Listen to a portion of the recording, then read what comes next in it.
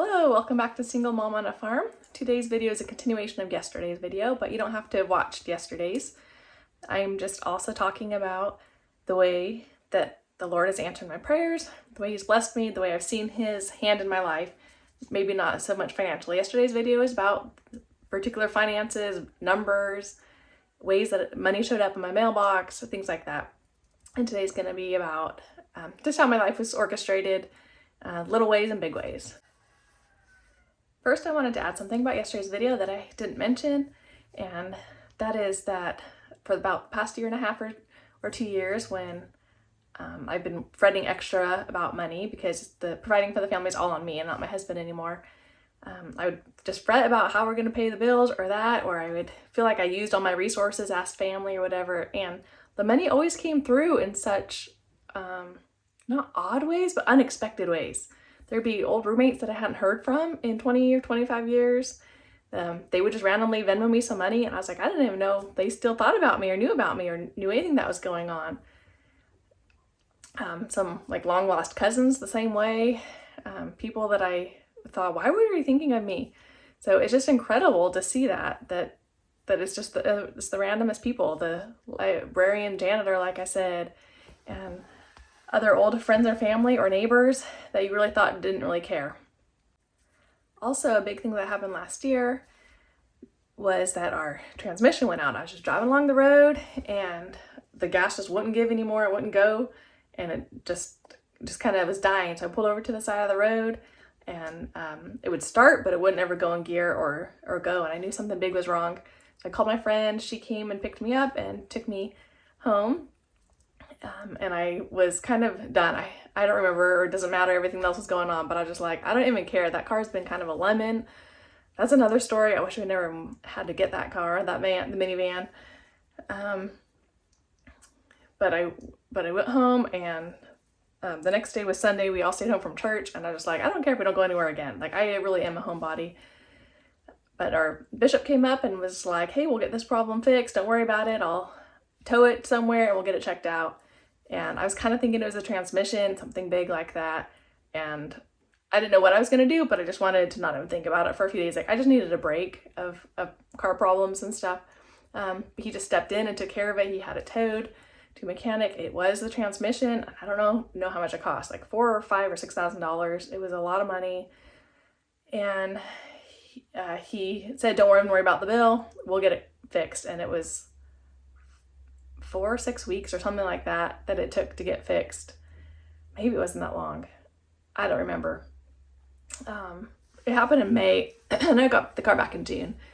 And he said that a whole bunch of people that have all wanted to pitch in to help my family, they pitched in and paid the bill. And it was like one of those times, like, so overwhelming that, like, I want to pretend like it never happened, because I feel like I owe those people such an enormous thank you that it's just like, that's too big for me to even comprehend that they paid that much money to help fix my van, this stupid car that I don't even really like, except it gets us places.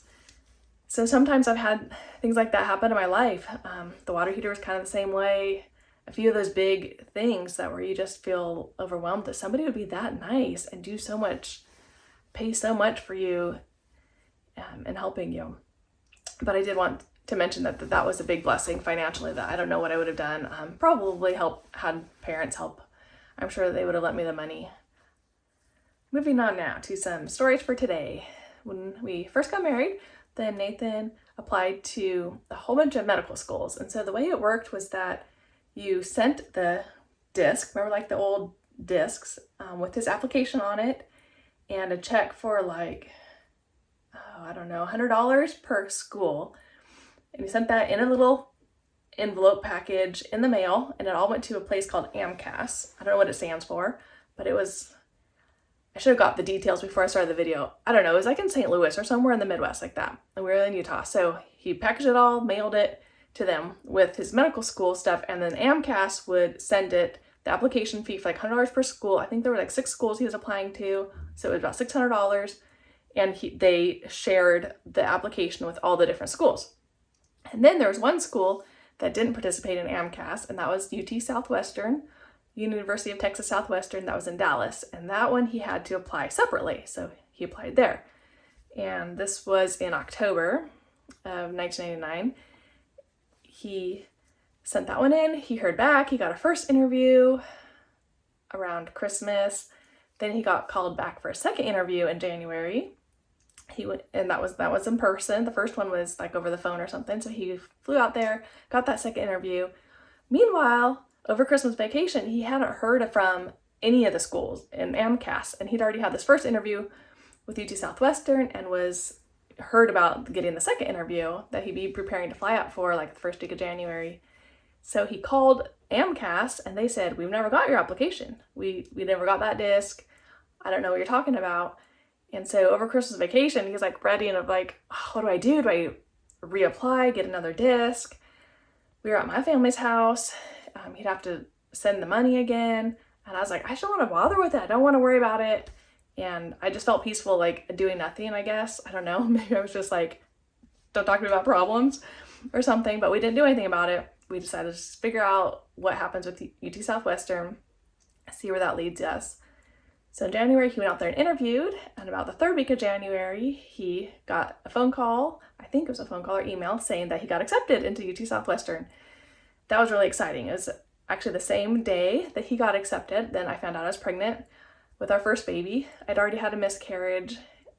That proved to be kind of a blessing. And it was just kind of fun that I found out I was pregnant the same day. And he would start school in August and I'd have my baby in September. We both knew what we'd be doing in the fall. Like he'd be starting medical school and I would be able to be a stay-at-home mom. So I felt like that was just like the Lord putting those two things together the same weekend, the same time. So I was glad that the other baby miscarried. Also, that baby would have been due at the very end of my semester. And so it'd been really hard, I think, just have like 2 months left to graduate. So I was really glad that I was able to graduate in August and then have the baby in September. The funny thing is, so we sent in the acceptance form that we're going to go to UT Southwestern in Dallas. We felt good about it. And then like the next week, we get this package back in the mail that was like ripped open. It's kind of ripped apart, like it'd been messed up in the mail with the disc of his interviews. I mean, no, it did not have the disc in it, excuse me. It had the check in it. It had the check for $600 in it, but the disc had fallen out and was lost. So it had never gotten to AMCAS. The check had never been cashed. It was still stuck in there somehow. And that was like a huge blessing of like, we saved that $600, not having to pay for the application fees. And we didn't even have to decide of like, if he'd gotten accepted to all those schools, like which one would we go to? It was just a blessing, just a testimony of the Lord knows where we're supposed to go next. And we just can trust in him to let things work out like that. I loved that being at the kind of the beginning of our marriage. Beginning of my adulthood. I was just 20, starting a new life. I'd grown up pretty sheltered where my parents did great taking care of us and providing for us, helping us, when things broke and everything. And so it was different to be married and like on our own to figure those kinds of things out. So when cars break down or deciding where to do school and jobs, then we're on our own and we have to have that testimony of God helping us, knowing that he'll help us. The story of our first baby being born that next September was another one of my first testimonies that God is aware of us and that he has plans for us and that he'll orchestrate and make everything work out just as he needs it to and for our own good. It was a Sunday night, September 17th. She was due the next day. I wanted to kind of like hang around the apartment, have popcorn and go to bed early. And Nathan wanted to go visit a friend. Or not really a friend, but a new neighbor that had moved into our apartment complex. I'm not really that social, but we went over to his apartment and he was telling us the stories of his 2 girls being born. And right after he said that his wife's water broke with one of their babies, then my water broke. And I just thought that was hilarious and perfect timing and something like only God could have happen.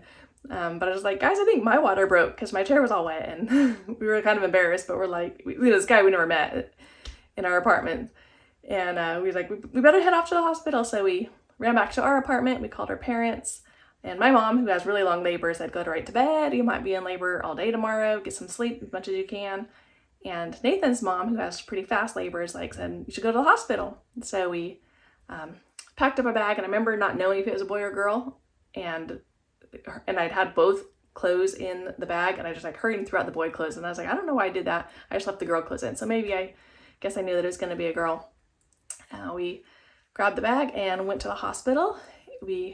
This was about 10:30 at night is when I had my water broke around 9:30, and then about 10:30 we were like still calling parents, trying to get through, because this is like back when you had a calling card from our home phone. We got to the hospital close to 11, and they asked, do you want an epidural? And I said, I might if it lasts a long time. I don't really know what to expect with labor. But as soon as I got onto the hospital bed, they said, you're completely dilated to a 10, and so you can push any time. And I remember looking up at the clock and seeing that was about like 11:30, 11:35. And I was like, well, no, I want to wait 20 minutes. So she'll be born on her due date. That'd be super cool. Your first baby born on your due date. But she came right out around 11:37.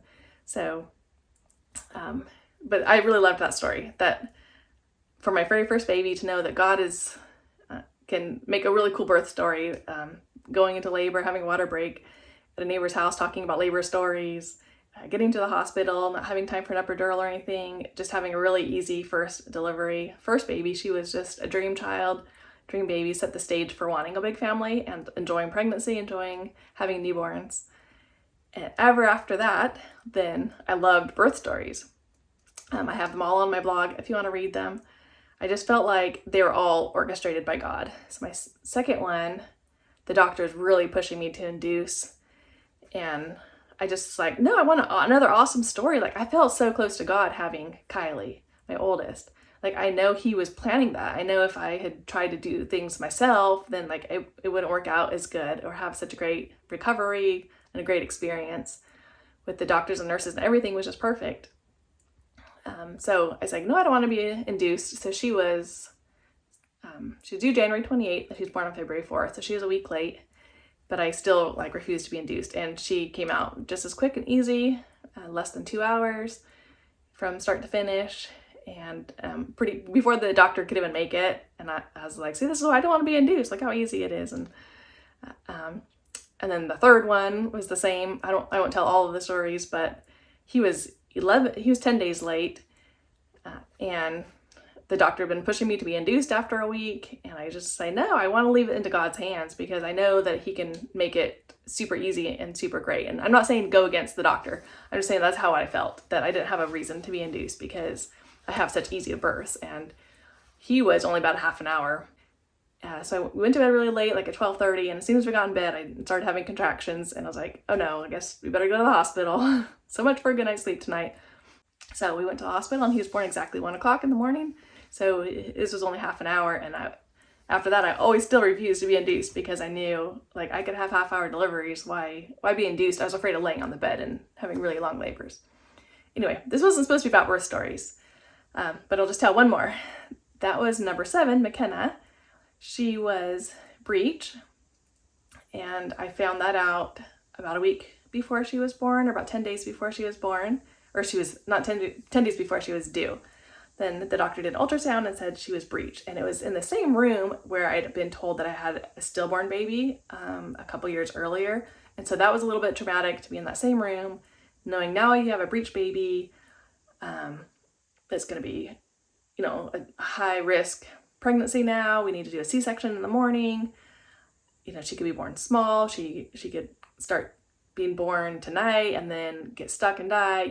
All these thoughts that you're scared about. I said, no, I don't want to have a C-section tomorrow. I've got to have some time to pray about it. I don't like rushing into things like that. I had been praying for like the last month or two and being excited about her birth, thinking, I can't wait to see what this birth story is going to be about, because I have, all these other awesome ones and fun, exciting, just special ones. Nothing like super exciting, but they were special to me, and I knew God had orchestrated them. Like this is the way I knew God had control, or God had his hand in my life, is a better way to say it, is by having me have such awesome labors. So I said, no, I don't want to be induced or have the C-section tomorrow. So I was told this on a Wednesday. The C-section was to be Thursday. I said, no, I don't want that. Please give us the weekend to pray about it, tell our family, see if she'll flip by herself, and see what we should do then. So the doctor said, okay. So that whole weekend, we told both of our families. They prayed about it. They fasted. We believe in fasting for something that you really need, showing the Heavenly Father that you're willing to give up food for an answer that you want, like a healthy baby and things to be okay. Then Monday, I went back to the doctor and got another ultrasound. She said she's still upside down. I was really devastated. I'd really hoped she had just flipped by herself. Like I tried to like stand on my head, like laid on the stairs upside down to try to get her to flip. All the things I'd kind of looked on the internet for things. I mean, she hadn't flipped. So the doctor said, okay, so we can either do a C-section tomorrow or we can do a version, which is manually trying to get the baby to flip. And I still don't feel good about either of those. So I called a friend who had the version and was successful. She talked me into it, said everything was fine. It works. So I called the doctor and said, okay, we'll do that tomorrow then if you think there's no other option. And she says, you can't go into labor with the breech baby. I'm not proficient in delivering breech babies. I haven't really been taught it. There's no one at this hospital that's taught it.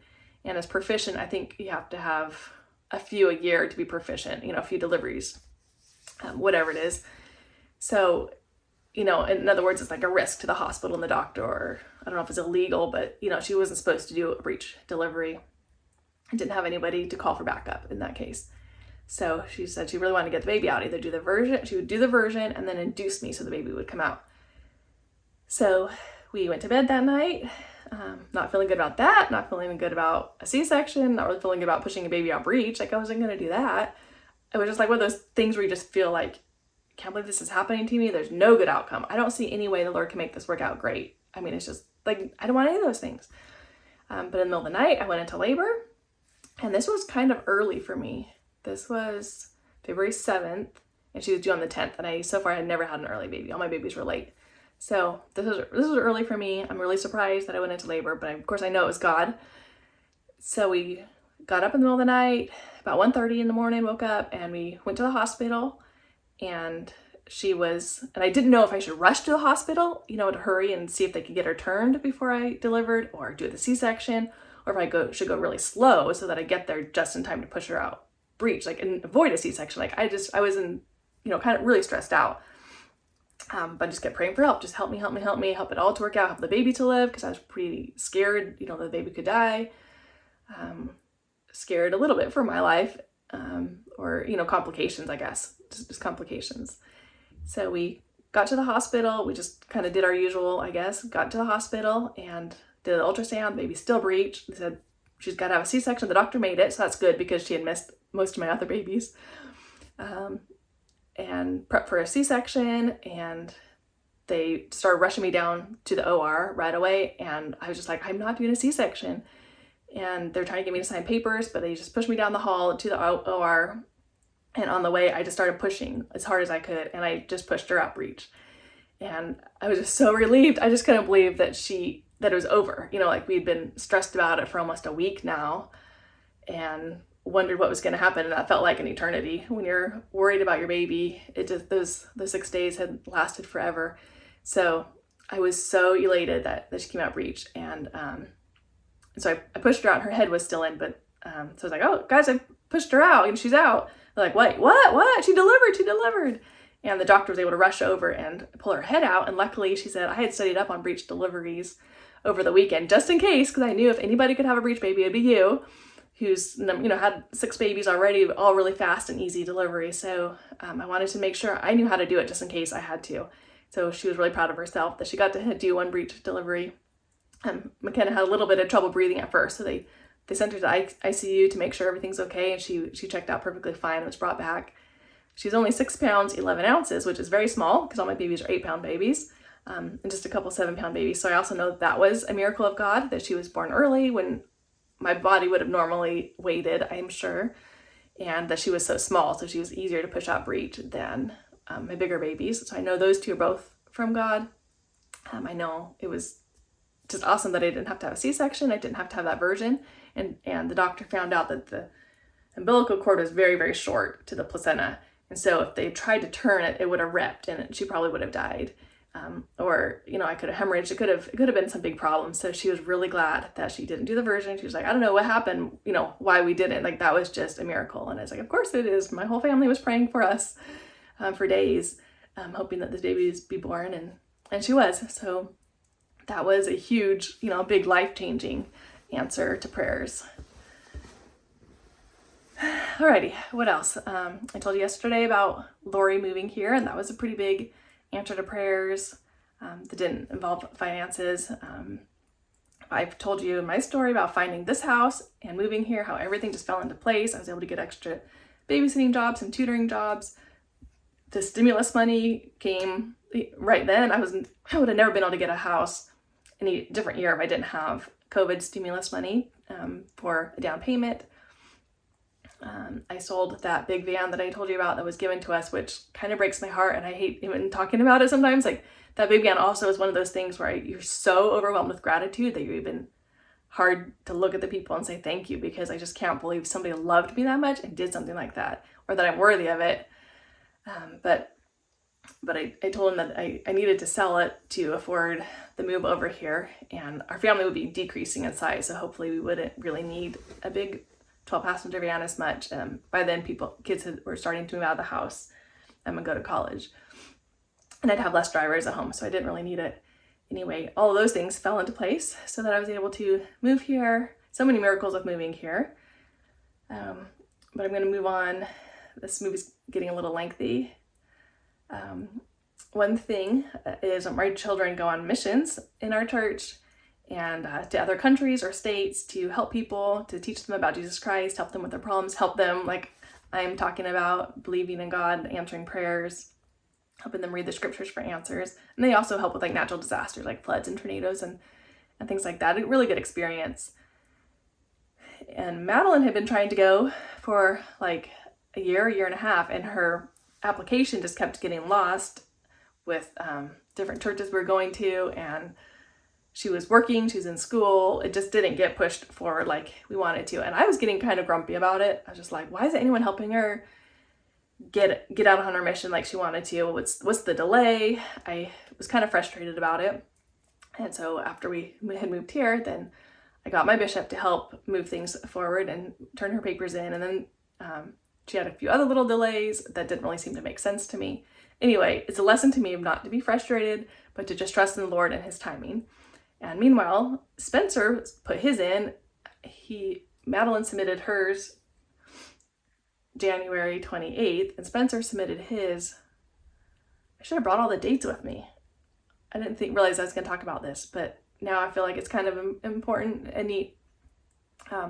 He submitted his like March 15th, I think. And usually they just take a couple weeks to get your assignment in your email.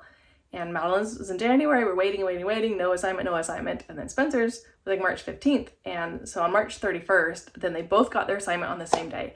And so I was like, I feel like that was a huge blessing and something that they bonded them together as siblings. Why would Madeline's take so long to get here?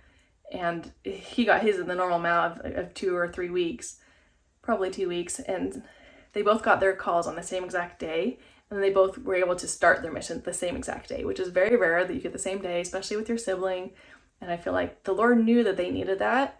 And they went to the places that I felt like they needed to go to have great experiences that just fit their personalities and things like that. So that was kind of another testimony to me to like, don't be grouchy about things when they're not working out how you wanted them to, because I had wanted her to go the year before.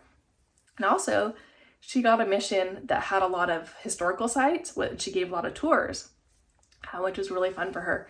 And if she had gone the year before, it would have been during COVID and all those historic sites were closed. So she would have not gotten that mission. She would have gone a different assignment. So obviously, the Lord said, hey, I want you to go do those tours. You'll be a really great tour guide. And she was phenomenal. So he probably was delaying her papers so that she could go to those historic sites and have an awesome mission there.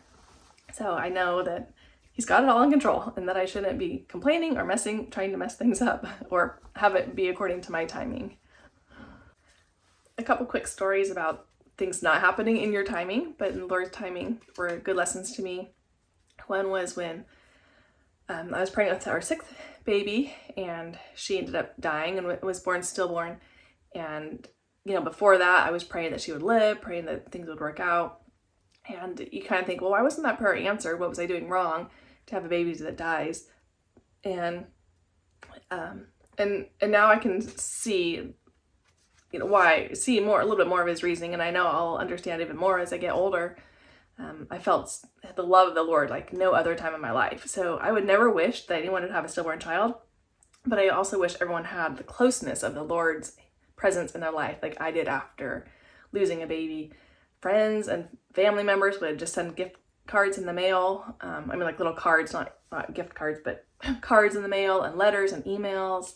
They would send a CD of some peaceful music. They sent a book. People would bring us treats and snacks for the kids and dinners. For a while afterward, people were still showing their love and support. And I had a lot of little miracles.